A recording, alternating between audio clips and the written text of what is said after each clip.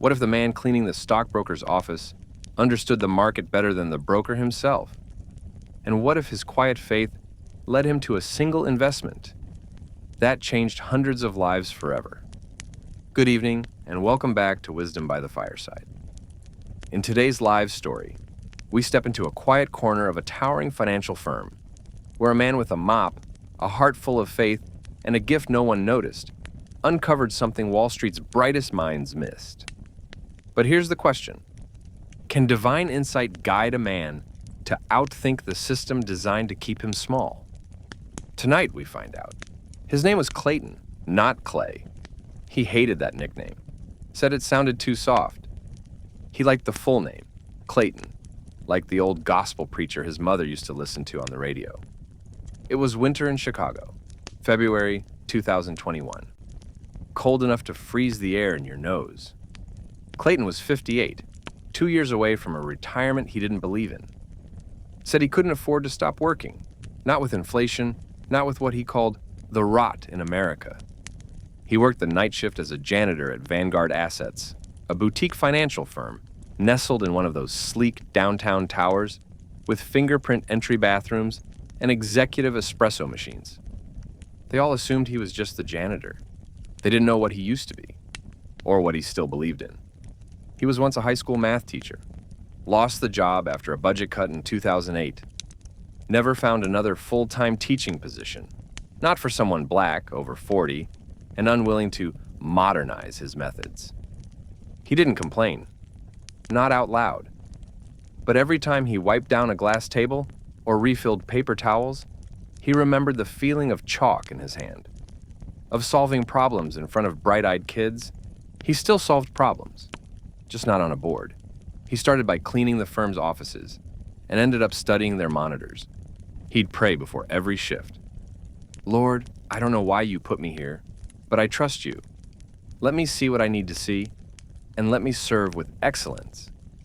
And maybe that's why he noticed a discarded Excel sheet, a forgotten portfolio printout, a whiteboard left unerased, patterns.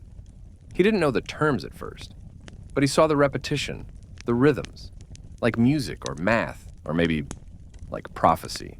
He bought an old ThinkPad off Craigslist and started taking notes in secret. Stock symbols, ticker trends, company names, not for greed, for clarity. Something in his gut told him to pay attention. Something divine. One night he stayed late to buff the hardwood in the CEO's corner office. That's when he saw it. TETHR, a tech stock, listed under emerging market AI, trading low, way too low. It had been dismissed by the firm's analysts as a dead app.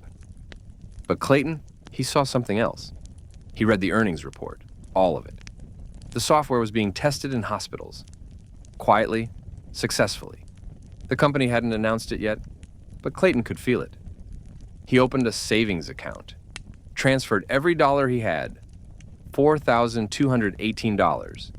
He bought TETHR, but that was just the first move, because what Clayton didn't know, what no one knew, was that God wasn't just preparing him for a stock surge. He was preparing him for a calling. The trade cleared at 2:13 a.m. Clayton was sitting in the break room, sipping lukewarm instant coffee. No fanfare, no high fives, just him and the whisper of something sacred. Do not despise these small beginnings. He repeated it under his breath, straight from Zechariah. Because to him, this wasn't about making money. It was about making sense of why he was still here. Why a janitor who once taught calculus now scrubbed toilets for men who forgot his name every morning.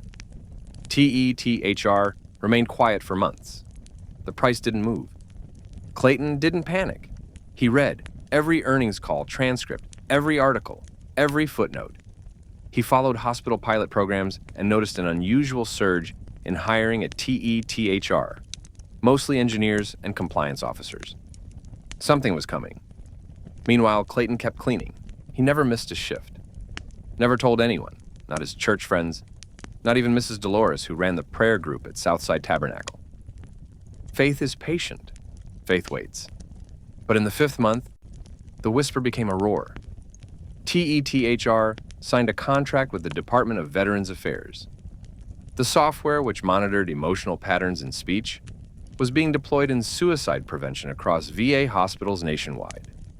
The stock tripled overnight. Clayton's $4,218 became over $13,000. But he didn't sell. Not yet, Lord, I hear you. He remembered Joseph, remembered David. Blessings often began in silence. The real miracle didn't come in the gains. It came in what happened next. 3 weeks later, he got a call. Mr. Clayton, this is Nora. I'm from the Southside Youth Center. Your name was given to us by Pastor Reed. They were shutting down their after-school math program. No funds, kids in trouble, high dropout rates. She needed a miracle. Clayton didn't hesitate. Ma'am, I can't do much, but I can come by Tuesday and I'll bring a whiteboard. He didn't bring up the money, not yet. He just showed up.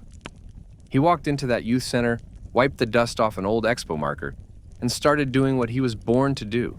Equations, logic, faith, laughter.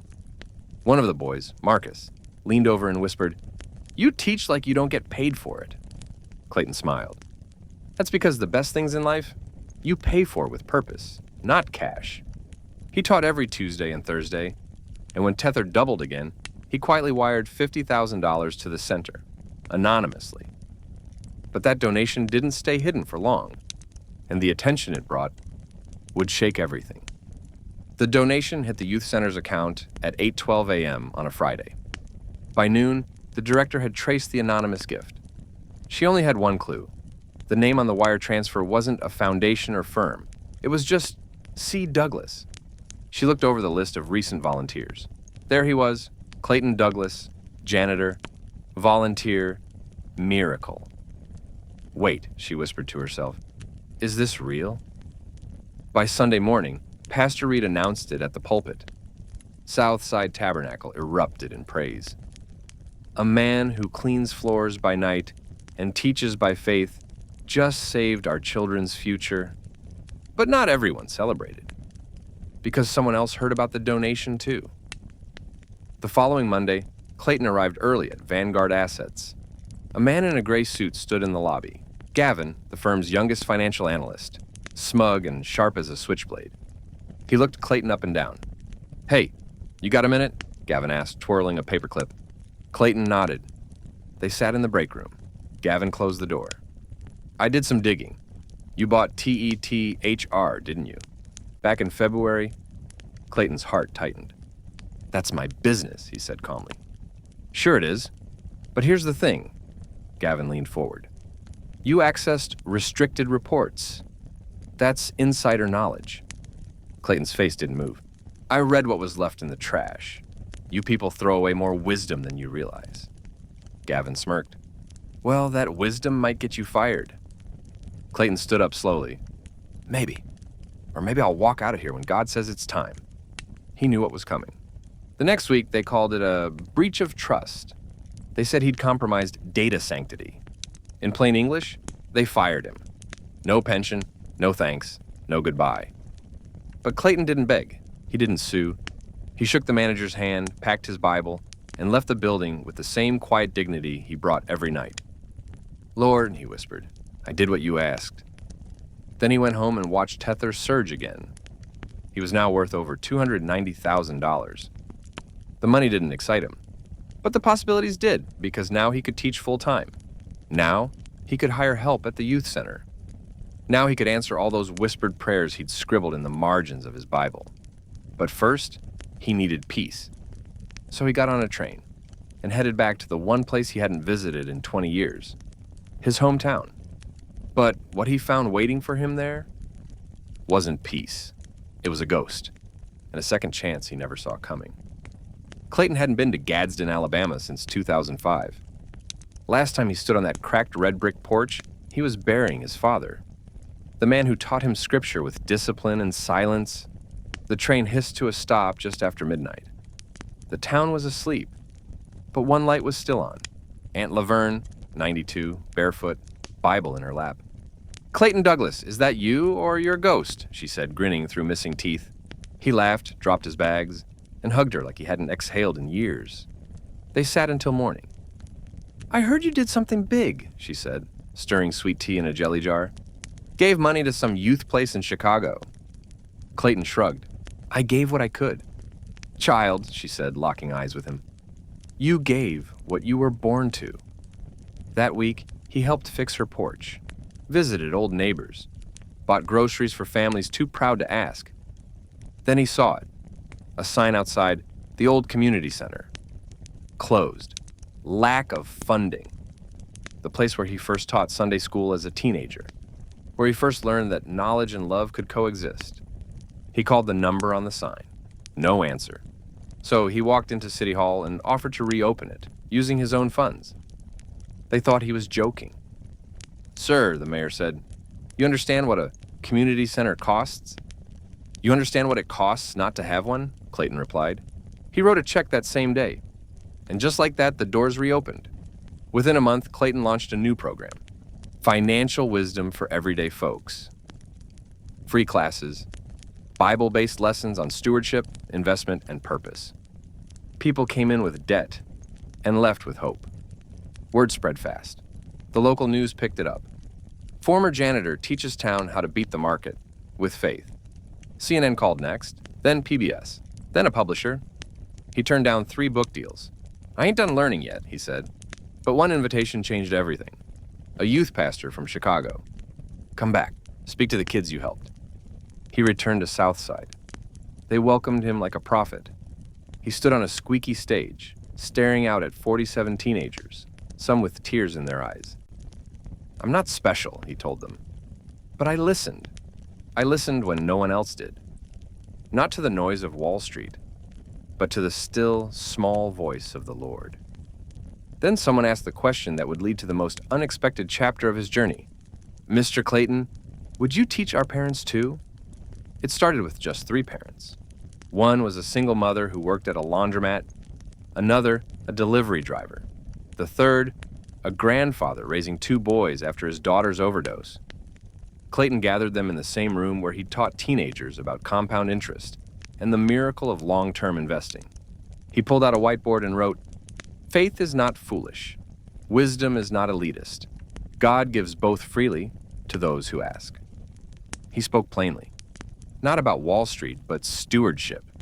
He showed them how to read a pay stub, build a budget, spot a scam. He explained inflation and generational wealth without condescension. By the second week, the class had 27 adults. I never thought I'd understand this stuff, one of them said. But you made it feel holy. Clayton smiled. Because it is. One night, after class, he found a folded envelope on the windshield of his truck. No name, just a note. You don't know me. But my husband invested in Tether because of what you taught our son. We were going to lose our home. Now we're not. Thank you. Inside was a photo of 2 children holding up a handmade sign. Thank you, Mr. Clayton. You saved our house. He didn't cry often, but that night he did. Then came the twist no one expected. A hedge fund in New York, Brenton and Keene Capital, wanted to meet him. They flew him first class, put him in a downtown Manhattan hotel with gold elevators. He wore the same gray suit he'd worn to his father's funeral. The conference room had 20 men in $3,000 suits. Their lead partner, a tall, slick man named Hugh, smiled wide. Clayton, you're a bit of a legend now. We'd like to offer you a consulting role. Doing what? Advising us, teaching us how you see patterns. We'll pay you 7 figures. Clayton leaned forward. You think what I did was luck? Hugh chuckled. Well, wasn't it? Clayton stood up. That's your problem. You think insight only comes from algorithms, but what I had was discernment. And you can't buy that. He walked out. He didn't take the money, but the story went viral anyway. By the time he landed back in Chicago, his phone was blowing up. Articles, interviews, podcasts. The janitor who outsmarted Wall Street, faith meets finance, the man who gave it all away. But Clayton didn't feel like a hero. He felt like a servant who had done his job, or maybe, just maybe, a student in God's classroom. But God wasn't done teaching yet, because the next call would come from someone Clayton had tried hard to forget, his estranged son. The voicemail came at 11:04 p.m. Dad, it's me. It's James. I saw your face on YouTube. I guess I just wanted to say I'm proud of you. Call me back if you want." Clayton froze. He hadn't heard that voice in almost 8 years. Not since the argument. Not since James stormed out of their tiny Southside apartment in 2017, shouting about how his father believed in God more than in him. They hadn't spoken since. But now, James had called. And for the first time in years, Clayton's hands trembled. Not from anger, from hope. He didn't sleep that night. He paced, prayed, replayed the voicemail a dozen times. The next morning, he called back. 3 rings. "Hey," James said. "Hey, son." There was silence, then a long breath. "So, you're famous now?" Clayton laughed. "Don't say that. I'm still the man who overcooks grits and sings too loud in the shower." James chuckled. The ice cracked. They talked for an hour, then 2. James was living in Columbus, Ohio, working as a mechanic. Just got engaged. No kids, yet. "I kept thinking," James said, "you were wrong. About faith, about staying small. But maybe I was the one who didn't see the whole picture." "Neither of us saw it all," Clayton replied. "But I never stopped praying you would." 2 weeks later, they met at a diner halfway between Chicago and Columbus. James wore a ball cap and hugged his father for too long to hide the tears. They talked like old friends. James even asked him to speak at his wedding, as the man who taught me what wealth really means. Clayton accepted with tears in his eyes. It was then that Clayton made a decision. Not out of pride, out of purpose. He took half of his remaining savings, nearly $140,000, and started a nonprofit, the Douglas Foundation, Wisdom, Dignity, and Faith. Its mission? Fund underfunded educators, support after-school programs, and offer one-on-one financial coaching to low-income families. He refused to be the man who made a fortune and faded into headlines. He would build something that outlived him. But while his name was rising, someone else was watching from the shadows. And they weren't inspired. They were bitter. The letter arrived in a plain white envelope. No return address. Just one line on the front. "You don't deserve this." Inside was a photocopy of an anonymous complaint filed to the IRS, alleging that Clayton had used insider information for personal financial gain. At first, he thought it was a prank, until 2 weeks later, he received a formal audit notice from the Treasury Department. Clayton sat in silence at his kitchen table, staring at the envelope. The weight of injustice settled over him like winter frost. "Lord," he whispered, "why now? You gave me this gift. I gave it back. Why let them come after it?" But deep down, he knew. Every calling is tested. He called his attorney, a quiet woman from his church named Ms. Rosa, who had once defended victims of housing discrimination. She looked through the documents. They're trying to make it stick. They want to bury the narrative, the janitor who made it. It embarrasses them. "But I didn't do anything wrong," Clayton said. That never stopped powerful people from digging. The audit dragged on for 11 months. Clayton's accounts were frozen. He had to halt new classes at the youth center, delay the next scholarship round. He couldn't even pay for his son's wedding rehearsal dinner. But he never stopped teaching. He started recording video lessons from his living room, uploaded them to YouTube. Within weeks, his channel, Wisdom with Mr. Clayton, had thousands of subscribers. He taught seniors how to check for fraud. He taught single moms how to build credit. He taught pastors how to build church budgets that could last. All for free. One night after filming, he stared into the lens and said, "Let them come for my money. Let them audit me. But they can't audit my purpose. They can't freeze my faith." Then, just as the stress began to wear down his spirit, something miraculous happened. A former Vanguard analyst, Layla, who had worked the same floor Clayton once cleaned, came forward publicly. In a viral LinkedIn post, she wrote, "Clayton didn't steal information. He noticed what the rest of us ignored. He never broke a rule, but he reminded us what real intelligence looks like. I hope the IRS realizes that wisdom isn't always listed in a spreadsheet." Major news outlets picked it up. Public support exploded. Within 3 days, the audit was closed. No fines, no charges. Just a quiet apology letter from the department, which Clayton never shared. God handled it, he said. That's all that matters. But the story wasn't over, because something else had been happening quietly, behind screens, in forums, and churches. A movement had started. It began with a hashtag, Clayton Taught Me. At first, it was just a few grateful comments beneath his YouTube videos. Clayton taught me to save before I spend. Clayton taught me how to believe again. Clayton taught me that janitors can be prophets. Then came the testimonials. People across the country began posting photos and short videos. Teachers, cashiers, nurses, high school seniors, each one telling a story of how his quiet lessons changed their lives. A single father in Detroit shared that, after watching Clayton's budgeting videos, he saved enough to open a small food truck. A grandmother in Tulsa said she paid off $9,000 in credit card debt after taking notes from one of his classes. And a young woman in Houston, once homeless, revealed how she used his tips to start her own cleaning business. He never met me, but he gave me the tools I never got in school. He gave me back my dignity. The press took notice again.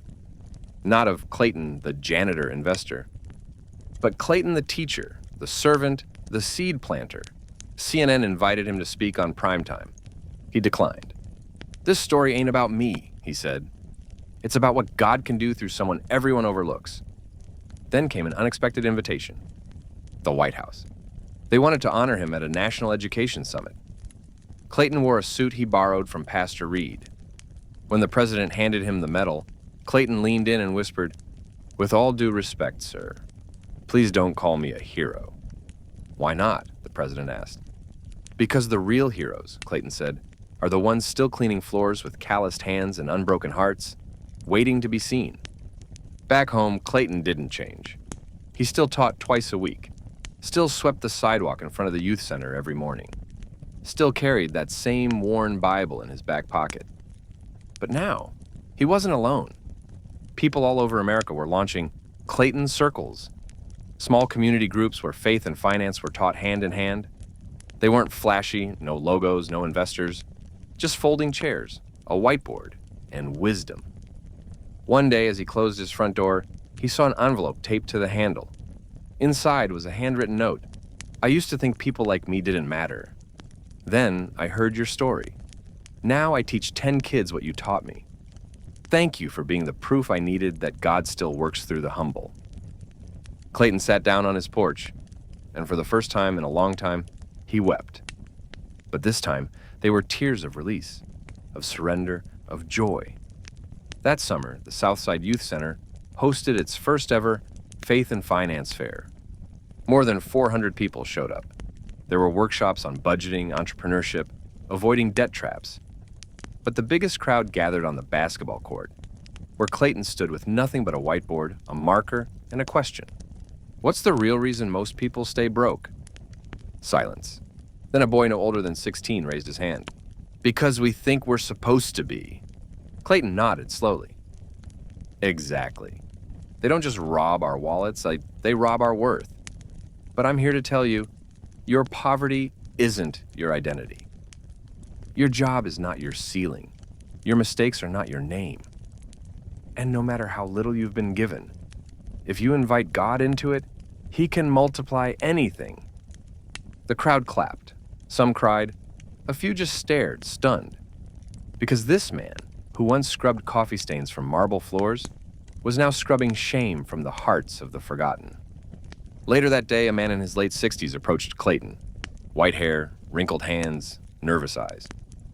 "I used to be your principal," he said quietly. "I remember," Clayton said, shaking his hand. "I'm sorry. I let you go during the budget cuts. You were the best math teacher we had. I didn't fight hard enough." Clayton smiled. "You didn't have to fight for me, sir. God did." That night, Clayton sat alone in the youth center after everyone had left. He looked at the dozens of sticky notes taped to the walls. Messages from students, parents, and strangers. "You saved my marriage. You helped me forgive my father. I prayed to God for hope. He sent me your video." He closed his eyes, and for the first time in his entire life, he felt full. Not because of wealth, not because of fame, but because he had emptied himself for others. And that emptiness made room for divine abundance. He pulled out his Bible, turned to Luke 6:38, and read aloud, "Give, and it will be given to you. A good measure, pressed down, shaken together, and running over." He smiled, whispered, "Amen," and turned out the light. But before we end, there's just one last scene. A moment that sealed the legacy of Clayton Douglas forever. It was a cold morning in February 2025, 4 years to the day since Clayton first invested in TETHR. The Southside Youth Center was buzzing, not because of a celebrity visit, not because of a donation, because Clayton was retiring, not from purpose, from pressure. His heart had started slowing down. Doctors called it stress-related arrhythmia. Nothing fatal, but they told him, it's time to rest. The gym was packed. Kids he'd mentored, adults he'd rescued from debt. Local officials, pastors, teachers, journalists, even Gavin, the slick analyst who once threatened him, sat quietly in the back row. On stage stood James, Clayton's son, now married, expecting a child, holding the mic with tears in his eyes. My dad was a janitor, a teacher, a preacher without a pulpit. He didn't just change lives. He changed how we see each other. And most of all, he changed me. Then, with a smile, he looked at his father. "Dad, my son's middle name will be Clayton. I want him to grow up knowing what a real man of faith looks like." The crowd stood, applauded, wept. After the event, Clayton walked outside alone. Snowflakes drifted down like blessings from heaven. He looked up at the sky and whispered, "You did it, Lord. You took my broom and made it a bridge." He had no mansion, no luxury car, no corner office. But what he had was legacy. Clayton never asked to be great. He asked to be useful. And when the world overlooked him, God elevated him. Not by noise, by purpose. He showed us that a man with nothing but a mop and a mustard seed of faith can outsmart the richest men in the world. And in doing so, he gave us more than financial advice. He gave us hope. So tonight, as you sit by this fireside, ask yourself, do we recognize the worth of those we overlook? Are we storing wisdom where the world is chasing wealth? What would you have done with $4,218 and a whisper from God? Because sometimes the greatest investments are the ones you make in secret with faith. Thank you for listening to tonight's story, dear friend. It's voices like yours, quiet, attentive, searching, that make this little circle by the fire so special. If the story touched your heart, share it to the ones you love. And if you would like to listen to more like it, you know where to find us.